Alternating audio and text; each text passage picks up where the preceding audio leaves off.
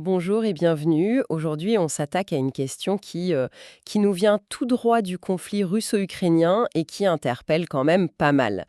Pourquoi la Russie semble ressortir un missile de l'ère soviétique, le Vish? Sa conception, ça remonte à 1985, hein. Pour creuser ça, on s'appuie sur quelques articles assez récents qui se sont penchés sur le sujet. On a la résurrection du missile Vish, un réemploi soviétique, et puis aussi percée militaire, la Russie recycle en urgence un missile datant de 1985. Bon, l'objectif aujourd'hui, essayer de comprendre pourquoi Moscou fait ce choix. On va regarder la technologie de près, voir si ce vieux missile peut vraiment faire quelque chose contre les drones ukrainiens actuels et surtout qu'est-ce que ça nous apprend sur l'industrie de défense russe et leur stratégie. Alors allons-y. L'idée de ressortir une arme d'avant la chute du mur pour une guerre comme celle-là, c'est assez surprenant. Commençons par ce fameux missile, le Vikr, origine soviétique, anti-char à la base. Pourquoi le ressortir maintenant? Quelle est la raison officielle de Moscou? Effectivement, ce Vir, tourbillon en russe, c'est un produit typique des années 80, pensé pour détruire les blindés depuis des hélicos d'attaque. Alors la raison officielle pour son retour, c'est de l'adapter pour une nouvelle mission, la lutte anti-drone. Une menace qui est devenue critique dans ce conflit, omniprésente. D'accord, la lutte anti-drone. Et techniquement, comment ils l'ont adapté? Qu'est-ce qui ferait qu'un missile anti-char devienne efficace contre un petit drone agile? Alors, la modif clé, celle qui est mise en avant par les Russes et qu'on retrouve dans les sources, c'est l'intégration, ou plutôt la mise en avant d'une fusée de proximité. Apparemment, le Vikr avait déjà 3 options de fusée, contact, à retardement et proximité. C'est cette dernière qu'on met en avant aujourd'hui.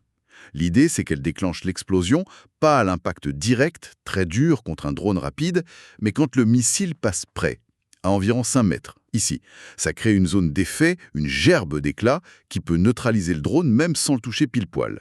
C'est ça qui est présenté comme l'adaptation clé pour le rôle anti-aérien léger. Une fusée de proximité, d'accord.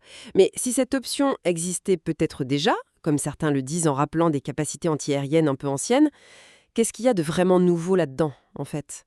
Est-ce que c'est juste de la com ou il y a une vraie amélioration technique? C'est exactement là où c'est un peu ambigu. Nos sources citent des experts qui sont assez sceptiques. Ils rappellent qu'une capacité anti-hélico ou anti-avion lent, c'était parfois mentionné pour le Vikr dès le début. Donc, l'annonce actuelle, on peut la voir de 2 façons. Soit c'est une vraie optimisation de la fusée pour les drones modernes, leur signature spécifique, soit, comme le dit un des articles, c'est un recyclage astucieux. C'est-à-dire, on met en avant un truc qui existait, mais qu'on utilisait peu, en le présentant comme une nouveauté face à un problème nouveau. Difficile de savoir sans détails techniques précis, mais on peut douter du degré réel de nouveauté. Certains pensent que c'est surtout une façon de valoriser les stocks existants, quoi. Intéressant, cette ambiguïté. Restons sur la technique. Au-delà de la fusée, comment ce missile est guidé vers sa cible? Et ça implique quoi en combat réel? Alors, le Vicaire utilise un guidage laser semi-actif. C'est un système SA-CLOS, par faisceau laser. En gros, l'hélicoptère qui tire, souvent un Mi-28NM ou un K-52, doit illuminer la cible avec un laser. Le missile, lui, a un capteur à l'arrière et il suit ce faisceau. Il chevauche le rayon laser en quelque sorte. D'accord, il suit le laser. Mais ça veut dire quoi pour l'hélico qui tire? Il doit rester focalisé sur la cible? Exactement. Et c'est là la contrainte majeure, le point faible potentiel du système. Pour que ça marche, l'hélico doit maintenir le laser sur la cible pendant toute la durée du vol du missile. Selon la distance, ça peut prendre plusieurs secondes, jusqu'à 28 secondes pour la portée max théorique de 10 km.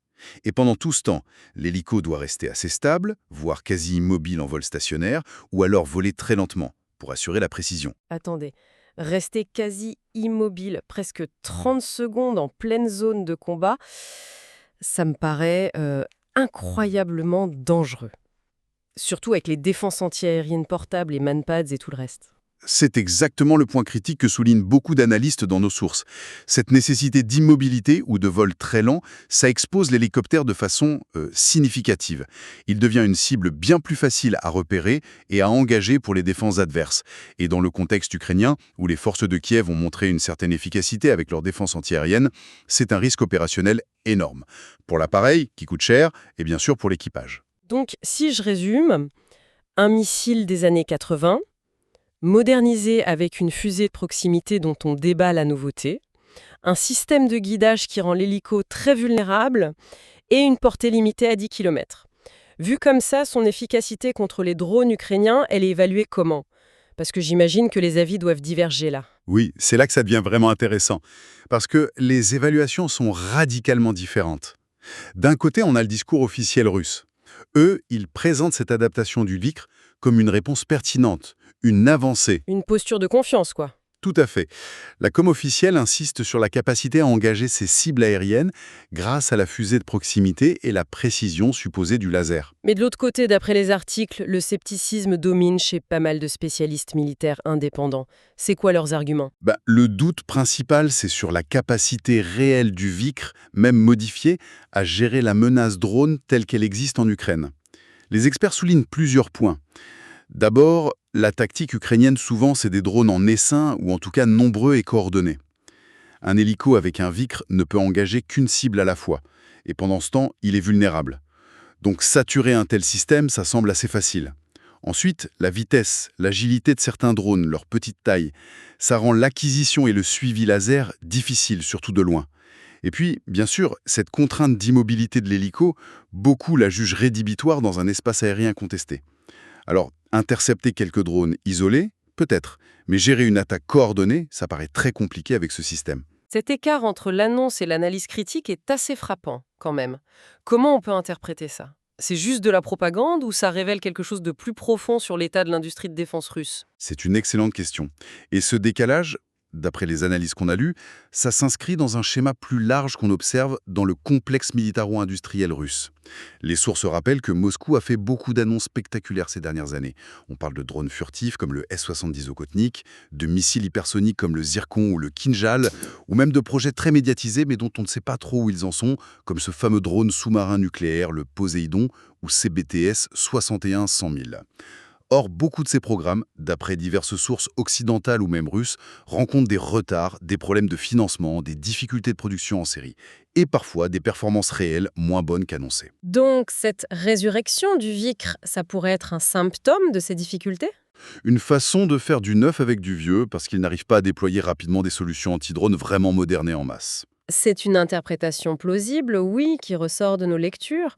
Face à l'urgence de la menace drone et peut-être aux limites de production pour des systèmes plus récents ou complexes, puiser dans les énormes stocks soviétiques et essayer de les adapter, ça apparaît comme une solution pragmatique, voire une nécessité. Mais ça soulève des questions sur la capacité d'innovation réelle et la performance industrielle russe sous la pression des sanctions et des besoins du conflit. Le recyclage malin du VICR, ça pourrait être une solution de fortune présentée comme une avancée technologique. Et si on compare, comment cette approche russe se situe par rapport à ce que font d'autres, notamment l'Ukraine, pour contrer les drones? Est-ce qu'il y a des alternatives qui sont jugées plus adaptées? La comparaison est intéressante, oui. L'Ukraine, par exemple, semble utiliser des solutions vues comme plus modernes, ou en tout cas moins risquées pour les opérateurs. Une des options mentionnées, c'est l'utilisation de roquettes APKWS. Ce sont des roquettes standards de 70 mm, très communes, sur lesquelles on ajoute un kit de guidage laser. C'est moins cher qu'un missile, comme le VICR, et ça peut être tiré depuis plein de plateformes. Hélicos, avions légers, même des lanceurs au sol. D'accord, les APKWS, et c'est quoi leur avantage principal par rapport au VICR pour ce rôle anti-drone, à part le coût peut-être? L'avantage majeur, c'est la flexibilité et la sécurité d'emploi. Tirée depuis un avion ou un véhicule terrestre, elle n'expose pas un hélico d'attaque cher et son équipage à cette longue phase de guidage immobile près du front. Le guidage laser est toujours là, mais la plateforme qui tire peut souvent bouger plus vite ou opérer depuis une zone moins exposée. Et puis, l'Ukraine a montré une grande capacité d'innovation maison. On pense aux drones navals comme le Magura V5 ou à l'adaptation de systèmes antiaériens pour cibler les drones. Ça suggère une approche peut-être plus agile, plus diversifiée. Cette différence d'approche est assez parlante, effectivement. D'un côté, on réutilise un système ancien avec une forte exposition des équipages. De l'autre, on utilise des munitions moins chères, plus flexibles, ou on développe des solutions ad hoc. Qu'est-ce que ça nous dit sur les contraintes ou peut-être les philosophies stratégiques de chaque camp? Ça pourrait refléter plusieurs choses. Pour la Russie, peut-être une confiance dans la robustesse de ses appareils comme le K-52. Ou plus probablement une contrainte liée au stock disponible et à la capacité de produire du neuf en quantité suffisante. Peut-être aussi une doctrine qui accepte un risque plus élevé pour les équipages. Côté ukrainien, L'accent sur la PKES ou les drones maison, ça peut montrer une dépendance à l'aide occidentale pour les kits à PKES, mais aussi une culture d'innovation rapide, d'adaptation face à un adversaire qui avait au départ plus de moyens conventionnels.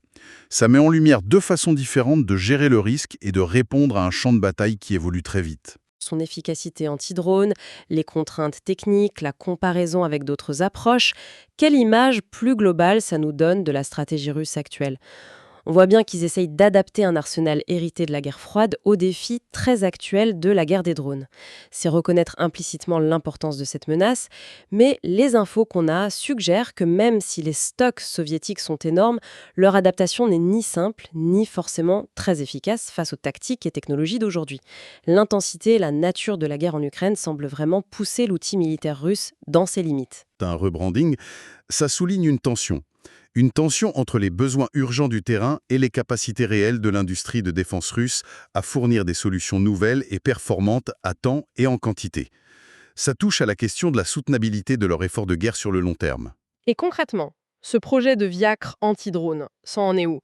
C'est déjà sur le terrain ou c'est encore en test? D'après ce qu'a dit Alan Lochnikov, le patron de Kalachnikov Concern, l'entreprise qui produit le Vicre, la phase de conception de cette version modifiée serait terminée. C'est une étape clé sur le papier. Mais il a aussi précisé, d'après nos sources, que des essais en vol sont en tort nécessaires. Et ces tests, ils sont cruciaux pour valider les performances réelles du missile contre des cibles réalistes dans des conditions qui simulent l'opérationnel. C'est seulement après des essais concluants qu'il pourrait envisager de lancer la production en série. Donc le verdict final n'est pas encore là, l'efficacité réelle de ce Vicre revisité reste à prouver sur le terrain. Précisément, l'issue de ces essais va être déterminante. Soit le missile montre une capacité crédible, même limitée, et il pourrait jouer un rôle même modeste. Soit les tests montrent des lacunes ou confirment les doutes des experts. Et dans ce cas, l'annonce restera surtout un élément de communication, une tentative de montrer qu'ils répondent à la menace drone. Peut-être plus pour rassurer en interne ou impressionner l'adversaire que pour avoir un vrai impact opérationnel. Le passage du concept à la preuve pratique, c'est souvent là que les projets ambitieux se confrontent à la réalité. Bien, récapitulons un peu tout ce qu'on a exploré. On a vu la Russie essayer de donner une seconde vie à son missile anti-char Vicaire de 85 en le présentant comme une arme anti-drone, grâce notamment à une fusée de proximité. On a analysé les limites techniques, surtout ce guidage laser semi-actif qui oblige l'hélico à rester quasi immobile, le rendant très vulnérable. Et puis, sa portée limitée, on a aussi souligné le fort scepticisme de nombreux experts. Est-ce que ça peut vraiment contrer les tactiques de drones modernes, comme les attaques en essaim? Et enfin, on a mis ça en perspective en comparant avec d'autres solutions, comme les roquettes guidées APKWS utilisées par l'Ukraine, qui semblent plus flexibles et moins risquées. Tout à fait. Et tout ça, ça nous amène à une réflexion finale, une question qui va au-delà du cas du Vicre. Qu'est-ce que cette stratégie de recyclage de matériel soviétique, même habillé en innovation, nous révèle sur les défis plus profonds de l'effort militaire russe? En particulier, qu'est-ce que cette dépendance à l'existence dit de leur capacité d'innovation à long terme, de leur soutenabilité industrielle, surtout face à un adversaire qui s'adapte vite et face à l'évolution fulgurante des technologies de guerre? On pense notamment au domaine crucial des drones et de la lutte anti-drone qui change tout le temps. C'est une question ouverte, bien sûr, mais elle est essentielle pour comprendre les dynamiques futures du conflit et les capacités militaires russes au-delà des simples annonces.